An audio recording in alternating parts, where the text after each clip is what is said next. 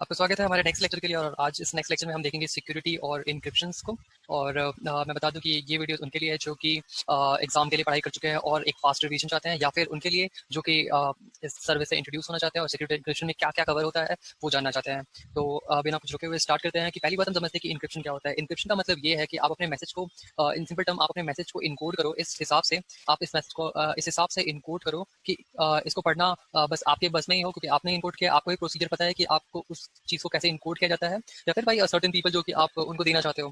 ठीक है, तो ये होता है इनकोडिंग। इनकोडिंग मतलब आप अपने इंपॉर्टेंट डेटा को इस हिसाब से कन्वर्ट करो कि वो इजीली किसी को एक्सेसिबल ना हो या फिर इजीली वो प्रेडिक्टेबल ना हो। तो इनकोडिंग का बहुत फायदा होता है हमें। जैसे हम क्रेडिट कार्ड का इन्फॉर्मेशन सेव करते हैं या फिर क्रेडिट कार्ड का इन्फॉर्मेशन या सीवीवी जब हम लोग वेबसाइट में पेमेंट करते हैं तो हम डालते हैं और वो मूव करता है अकॉर्डिंग टू सर्वर, वो एक्ट करता है, फिर हमारे यहाँ पे ओटीपी आता है, हम ओटीपी देते हैं, उसके बाद हमारा ट्रांजैक्शन कंप्लीट होता है। बट सपोज अगर हम वो क्रेडिट कार्ड डिटेल सीवीवी भेज रहे हैं, इससे कोई इंटरप्ट कर ले, उससे कोई बीच में इंटरप्ट कर ले, तो हमारे लिए दिक्कत हो सकती है, क्योंकि वो हमसे फिरौती मांग सकता है या फिर हमारा कार्ड का इस्तेमाल करके वो पैसे निकाल सकता है। तो इसलिए इंक्रिप्शन का बहुत बड़ा योगदान है सिक्योरिटीज में।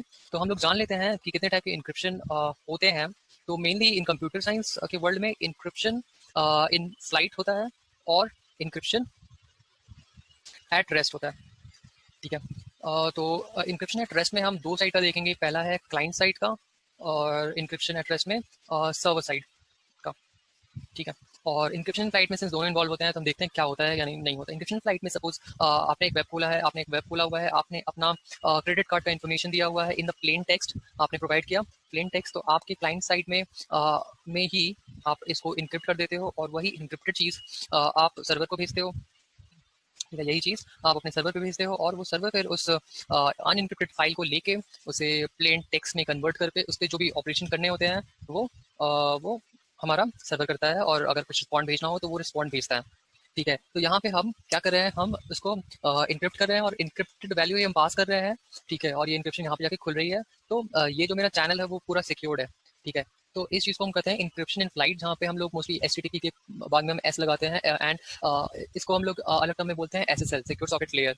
ठीक है, तो ये आपके जो भी चीज़ हो रही है उसको सिक्योर करता है। तो ये मैंडेटरी हो जाता है हमारे लिए कि अगर आप वेबसाइट करो तो आप देखो कि एचटीटीपी एस का इस्तेमाल कर रहे हो। अब आ जाता है हम इंक्रिप्शन एट रेस्ट पे, और उस पर आता है सर्वर साइड इंक्रिप्शन में। तो सर्वर साइड इंक्रिप्शन में पहली बात हमने देखा कि हमारे पास क्लाइंट था, हमारे पास सर्वर था। तो अगर अपना क्लाइंट ही अपने टेक्स्ट को इनक्रिप्ट कर दे, ठीक है, और फिर वो किसी को भी भेज, सपोज सर्वर को भेज दिया, तो इंक्रिप्शन होके उसके पास भी ये गया, सर्वर में डेटा गया, बट सर्वर को कोई फर्क नहीं पड़ता क्योंकि उसको डिक्रिप्ट करने नहीं आता। जो अगर इंक्रिप्शन क्लाइंट के साइड में हो तब हम इसे कहेंगे क्लाइंट साइड इंक्रिप्शन। ठीक है, और सर्वर साइड इंक्रिप्शन में ये होता है कि क्लाइंट ने कुछ डेटा भेजा और उस डेटा को आपने अपने सर्वर में रखा, और आपने जब उसको रखा तो आपने उसको एक सिक्योर्ड मेथड से उसको कन्वर्ट कर दिया इंक्रिप्शन लगा के। तो प्रॉब्लम यहाँ पे ये होती है कि इंक्रिप्शन और डिक्रिप्शन कीज को मेंटेन करना पड़ता है, ये दिक्कत हो गई है। ठीक है, और कीज का एक्सेस भी देखना पड़ता है हमें। तो इस चीज को, इस प्रॉब्लम को हमें केएमएस सुलझाता है। एडब्ल्यूएस में हम जब सिक्योरिटीज के बारे में तो ये हो गया हमारा encryption at rest, encryption at flight. तो हम देखेंगे कि एडब्ल्यूएस की सर्विसेज का क्या काम है। तो मैं लिस्ट आउट कर देता हूँ कि हम क्या क्या कवर करेंगे। वो है AWS KMS जो हम अभी देखेंगे। उसके बाद हम देखेंगे कि AWS में एक SSM पैरामीटर स्टोर है। ठीक है, उसके बाद हम देखेंगे AWS secret manager, cloud SSM हो गया। ठीक है, क्लाउड एसएसएम हार्डवेयर मॉडल है सिक्योरिटी के लिए। फिर हम देखेंगे शील्ड, फिर हम आ जाएंगे वेब में। तो यहाँ पे शील्ड है और हमारे पास वेब एप्लीकेशन फ्रेमवर्क है, और इन दोनों को मैनेज करने के लिए भी हम एक सर्विस का इस्तेमाल करेंगे, वो हम आगे जाके देखेंगे। तो पहले हम बात कर लेते हैं AWS KMS के ऊपर। तो AWS KMS में हमारा होता यह है कि सपोज हमारा सपोज यहाँ पे हम फाइल ले रहे हैं, सपोज हमने फाइल लिया, उसमें टेक्स्ट है। तो KMS क्या करता है, KMS हमारे लिए एक की क्रिएट करता है जिसे हम कहते हैं डेटा की। उस की का इस्तेमाल करके हम एक एल्गोरिथम लगाते हैं। उस एल्गोरिथम को लगाने के बाद जो मेरा फाइल है, again the same file is converted to an encrypted file, जिसको एक्सेस नहीं कर पाएंगे अनलेस एंड अनटिल आपके पास उसी टाइप का एक डिक्रिप्शन की हो। ठीक है, तो इस की को मेंटेन करना सर्वर साइड में बहुत प्रॉब्लमेटिक है, और इस चीज को मेंटेन करता है हमारा AWS KMS। तो भैया कोई दिक्कत नहीं है, बस जान के रखो कि आपको KMS इंक्रिप्शन देता है, और की मेंटेनेंस आप उस पर KMS का इंक्रिप्शन लगा दो। इसको देखना पड़ेगा आगे जाके सिमेट्रिक और असिमेट्रिक है, बट ये KMS आपको पूरे तरीके से मैनेज करके देता है। ठीक है, यहाँ पे की मैनेजमेंट में इनके पास something called as customer managed customer master की होता है। ठीक है, तो कस्टमर मास्टर की इनके पास अवेलेबल होता है, और इसके दो डिवीजन होते हैं बेसिकली। एक होता है सिमेट्रिक और असिमेट्रिक। ठीक है, ये सब के सब आपको क्रिप्टोग्राफी के टर्म्स है। ठीक है, बट सिमेट्रिक में होता क्या है कि आपके पास एक ही की होता है। ठीक है, उस की से आप इनक्रिप्ट भी करते हो और सिमिलर कुछ सॉर्ट ऑफ डिक्रिप्ट भी करते हो। ठीक है। बट असिमेट्रिक पे आपके पास दो की होता है, जिसे हम पब्लिक और प्राइवेट की भी बोलते हैं, पब्लिक और प्राइवेट की भी बोलते हैं, और इससे आप इंक्रिप्शन करते हो और जब डिक्रिप्शन करते हो, बट आपके पास डिक्रिप्शन को आप एक्सेस नहीं, मतलब डिक्रिप्शन की अवेलेबिलिटी नहीं होती। पब्लिक की को आप अपने पास रख सकते हो बट प्राइवेट की नहीं दिया जाता है, ठीक है। तो इसका इस्तेमाल हम लोग आउटसाइड ऑफ AWS कर सकते हैं। तो मैं लिख देता हूँ आउटसाइड ऑफ AWS, और जैसे ECC हो गया और RSA हो गया, ठीक है। बट सिमेट्रिक का इस्तेमाल हम लोग अभी हम लोग ने देखा कि हम करते हैं अपने AWS में, ठीक है। अच्छा, तो हम जानेंगे कि इस चीज़ को मॉनिटर करते करेंगे कैसे। तो KMS में हम API के थ्रू कॉल कर सकते हैं, ठीक है। हमारे पास CLI और SDK का भी ऑप्शन है, बट API के कॉल के थ्रू हम कर सकते हैं। तो API कॉल को मॉनिटर करने के लिए हम लोग क्लाउड ट्रेल का इस्तेमाल करते हैं ऑडिट पर्पस के लिए। अगर हम हम लोग की के यूसेज को देखना चाहें तो हम क्लाउड ट्रेल का इस्तेमाल कर सकते हैं। तो हम जान लेते हैं कि हमने यहाँ पे पढ़ा कि मास्टर की, कस्टमर मास्टर की के बारे में, कि ये कितने हैं या फिर कैसे अवेलेबल है KMS में। तो CMK में देखूँ तो आपको आप जब लॉगिन करोगे और अपने KMS सर्विस को ओपन करोगे तो आपको मिलेगा AWS का खुद का मैनेज सर्विस, जो कि बाय डिफॉल्ट होता है। डिफॉल्ट CMK आप डाल सकते हो, डिफॉल्ट CMK, जो कि फ्री ऑफ कॉस्ट है, ठीक है। मतलब कुछ सर्विस फ्री नहीं होगा, मतलब पैसे लगेंगे बट उनके API कॉल के, ठीक है। एक है कि आप KMS में खुद से जाके की बनाते हो, जिसे हम कहते हैं user keys created in KMS, ठीक है। और तीसरा यूजर कीज, जो कि कस्टमर लाता है, ठीक है। तो इन सभी के इनके और इनके कॉस्ट है। अलॉन्ग विद दैट आपके जितने भी सारे API कॉल करोगे आपको उनका कॉस्ट लगेगा, ठीक है।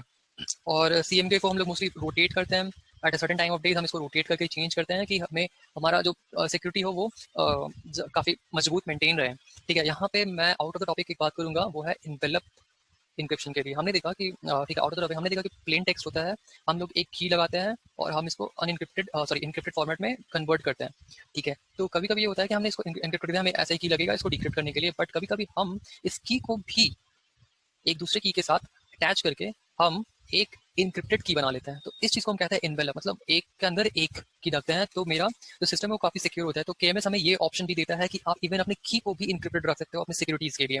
तो ये काफी इंटरेस्टिंग बात है। बट यहाँ पे हम जान लेंगे कि अगर आपका 4 KB ऑफ डेटा है पर कॉल तभी ये इनक्रिप्ट हो पाएगा, अगर इससे ऊपर है तो KMS नहीं कर पाएगा कुछ, ठीक है। अब यहाँ पे हम देख लेते हैं कि हम लोग KMS को एक्सेस, अगर हम किसी को भी अपने कीज के एक्सेस देना चाहे दूसरे बंदे को, तो हम लोग कैसे दे सकते हैं। पहली बात, हमें की पॉलिसीज डिटरमाइन करने पड़ेंगे कि वो उस यूजर को अलाउ करे, और दूसरी बात हम ये देखेंगे कि हमें एक IAM रोल्स देखना है जो कि KMS को API कॉल्स की इजाजत है, ठीक है।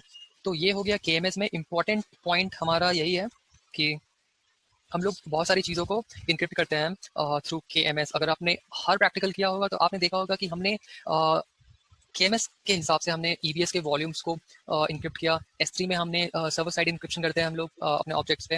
हम लोग RDS में मतलब हमारे डेटाबेसेस में हम लोग इनक्रिप्शन करते हैं अपने डेटा के। तो ये सीमलेसली इंटीग्रेटेड है और हमारे IAM से, ठीक है।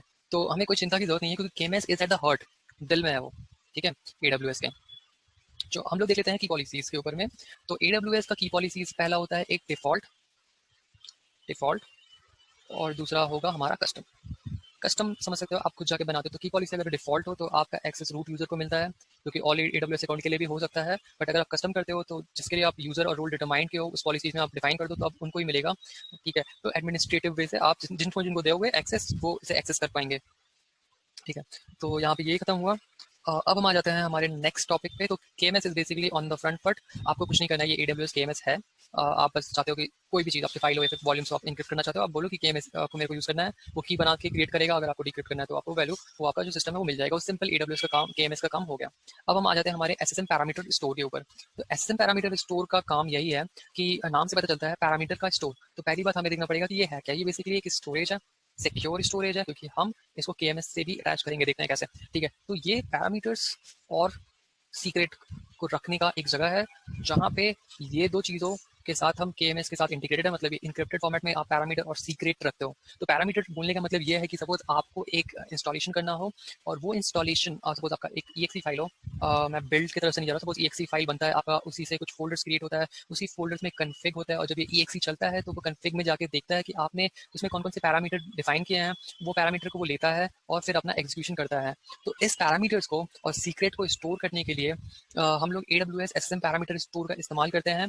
और द फायदा ये है कि SSM parameter store SSM parameter store serverless है। सर्वलेस जब भी हम समझते हैं तो लैम्डा के बारे में जानते हैं, ठीक है।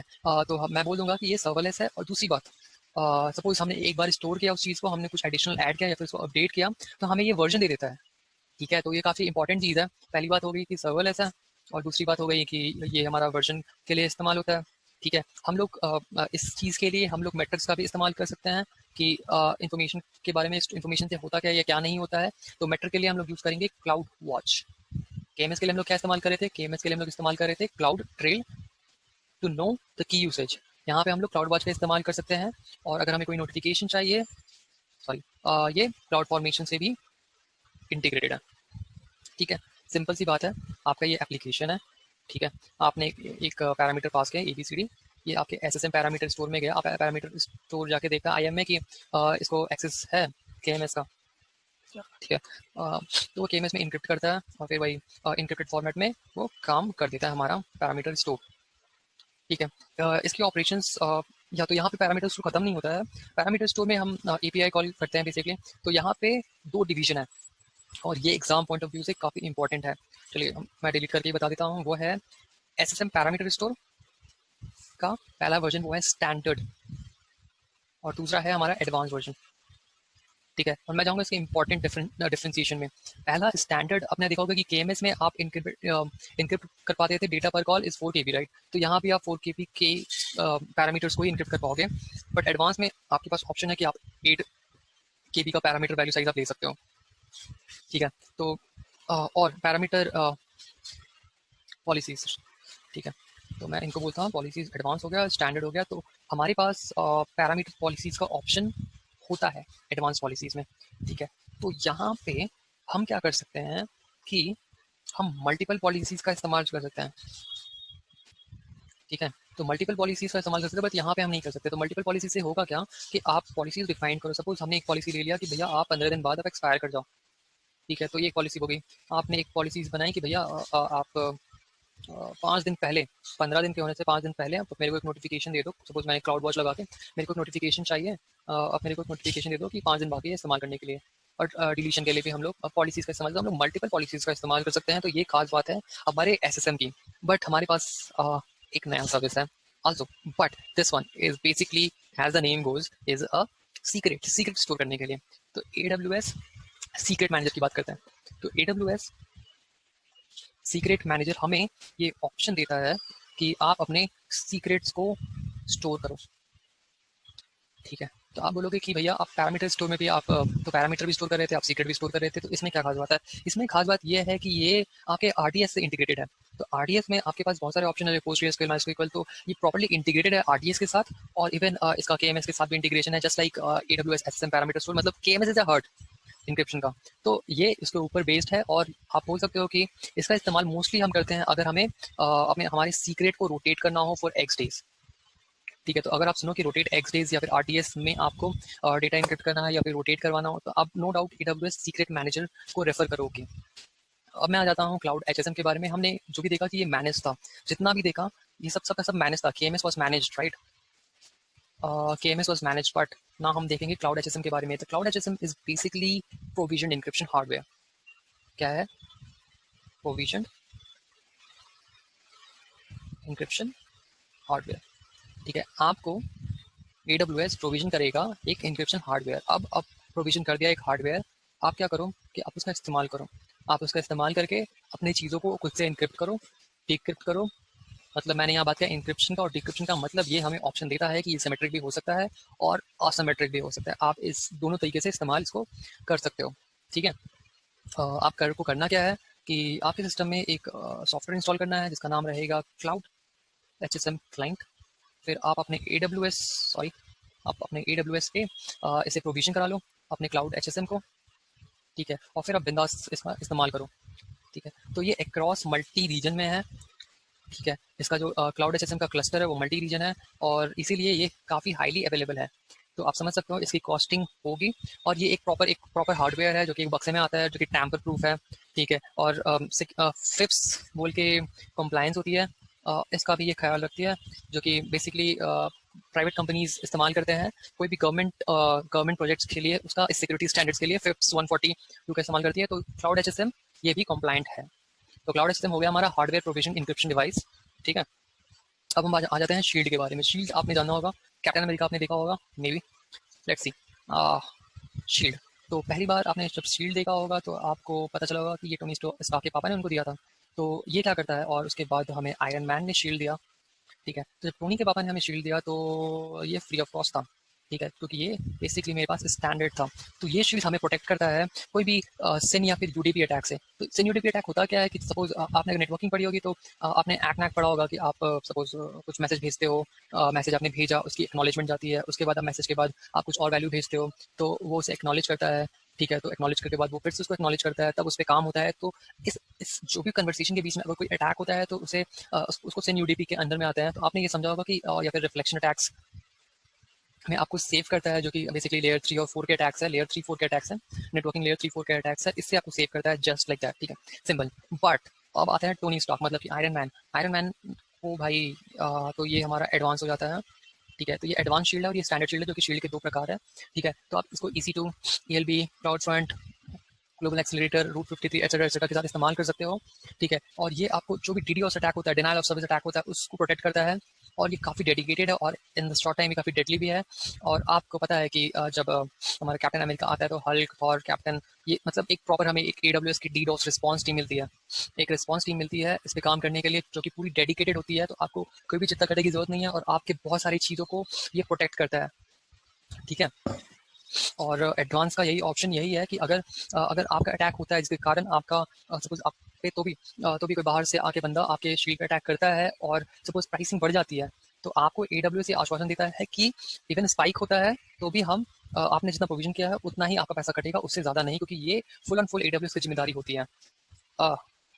ऑसम। तो आप बहुत सही जा रहे हो। और नेक्स्ट हमारा आ जाता है, सॉरी मैंने उड़ा दिया, वेफ। वेब इज बेसिकली चलिए मैंने लेता हूँ। एप्लीकेशन लोड बैलेंसर हो गया हमारा, हमारा API गेटवे हो गया, ठीक है। और हमारा हो गया क्लाउड फ्रंट। अगर आपने देखा होगा, नोटिस किया होगा कि ये क्या है, ये बेसिकली हमारे फ्रंट फेसिंग कमांडोज है। तो ये फ्रंट फेसिंग कमांडोज करते क्या है, फ्रंट फेसिंग कमांडोज लेते हैं, सपोज ALB क्या करता है, लोड बैलेंसिंग करता है, तो उसके पीछे हमारा EC2 इंस्टेंसेस होता है। अगर उस पर ऑटो स्केलिंग लगाते हैं तो ऑटो स्केलिंग करते हैं। API gateway for the API, cloud front भी डिस्ट्रीब्यूशन के लिए काम आता है। तो ये फ्रंट फेसिंग है, तो इन सब चीज़ों को प्रोटेक्ट करता है हमारा web application framework, sorry not framework, web application firewall. तो वेब एप्लीकेशन फायरवॉल एक डेडिकेटेड सर्विस है जो कि हमें बहुत सारे अटैक से बचाती है, जैसे कि हो गया SQL injection, cross site scripting, ठीक है। आप इससे जियो लोकेशन ब्लॉक भी कर सकते हो। अगर आपका अटैक कहीं से आ रहा है, पर्टिकुलर अमेरिका या ऑस्ट्रेलिया या फिर चाइना या फिर कोई भी कंट्री से आ सकता है, इंडिया से कहीं से भी आ सकता है, तो ये एप्लीकेशन, वेब एप्लीकेशन फायरवॉल आपको सेव करता है, ठीक है। इसकी एक और खास बात है, ये रेट बेस्ड रूल से भी आपको प्रोटेक्ट करता है। तो यहाँ पे ये समझने की जरूरत है, क्योंकि ये एग्जाम के लिए इंपॉर्टेंट पॉइंट है। रेट बेस्ड रूल का मतलब ये है कि सपोज एक IP एड्रेस से, एक IP एड्रेस सपोज 1.1.1.1 से आपको बार बार अटैक्स किए जा रहे हैं, ठीक है, बार बार अटैक या फिर कोई भी काम हो रहा है, ठीक है, कोई भी वर्क हो रहा है, कोई भी वर्क हो रहा है, उससे किया जा रहा है और ये रिपीटेड हो रहा है। इसका मतलब ये है कि भैया ये कोई बॉट हो सकता है, ठीक है। तो आप IP ब्लॉक कर सकते हो using rate based rule in the web application firewall. तो हम लोग देखते हैं कि हमें यहाँ पे सेटिंग क्या करना पड़ेगा। तो यहाँ पे हम सेटिंग करेंगे हमारा वेब एक्सेस कंट्रोल लिस्ट में, जहाँ पे हम रूल्स डिफाइन करेंगे, ठीक है। रूल्स को डिफाइन करने के लिए हम अभी आगे जाके देखेंगे कि हम लोग और क्या हमारे पास ऑप्शन है, बट यहाँ पे रूल्स हमारे यही होंगे कि हमारा IP एड्रेस का रूल हम डिफाइन करेंगे। हम डिफाइन करेंगे कि हमारा HTTP हेडर क्या होगा, हम डिफाइन करेंगे कि HTTP बॉडी क्या होगा, और हम डिफाइन करेंगे कि हमारा URI स्ट्रिंग्स क्या होगा, ठीक है। अब हम इसके ऊपर चलते हैं। तो आपको समझ आ गया, वेब एप्लीकेशन फायरवॉल बहुत काम की चीज़ है। ये ध्यान में रखिए कि ये ALB API gateway cloud front में काम आती है। ये ध्यान में रखिए कि कौन कौन से अटैक से बचाती है हमें, और ये भी जान के रखिए कि रेट बेस्ड रूल्स क्या होते हैं। सिंपल एग्जाम्स के लिए ये मोर देन इनफ है। तो अब हम आ जाते हैं हमारे लास्ट टॉपिक में, जो कि मैंने मेंशन शुरुआत से ही नहीं किया था, बट मोर और less is basically a combination of web and shield. तो वेब एंड शील्ड को मैनेज करने के लिए मतलब डायरेक्टली तो नहीं बोल सकते, बट हम बोलेंगे कि हमारे पास something called as AWS firewall manager, ठीक है। तो ये क्या करता है, ये मेंटेन करता है हमारे AWS प्रॉपर, हमारा पूरा जो ऑर्गेनाइजेशन है उसके जो फायरवॉल्स के रूल्स है वो डिटरमाइन करता है। तो अगर आपके वैप और शील्ड लगे हुए हैं तो इसके रूल्स को मेंटेन करेगा। सपोज वैप के लिए हम लोगों ने देखा था कि एप्लीकेशन लोड बैलेंसर हो गया, हमारा API गेटवे हो गया, या फिर हमारा क्लाउड फ्रंट हो गया, या फिर शील्ड में हम लोग ने देखा कि हमने application load balancing, CLB, elastic IP और क्लाउड फ्रंट हमने देखा। तो इन सब के रूल्स जो हमें अभी वैप के रूल्स देखे थे, इन सब के रूल्स को मेंटेन करता है हमारा AWS firewall manager. Manager, even even WAF shield को छोड़ दे तो इवन सिक्योरिटी ग्रुप्स के रूल्स को भी हमारा ये देखेगा कि हमारे VPC में कौन से रूल्स लगे हुए हैं, ये हमारा फायरवॉल मैनेजर चेक करता है। तो that's it for today. I think मैंने आपको पूरा का प्रॉपर कंप्लीट समझाया, तो थैंक यू।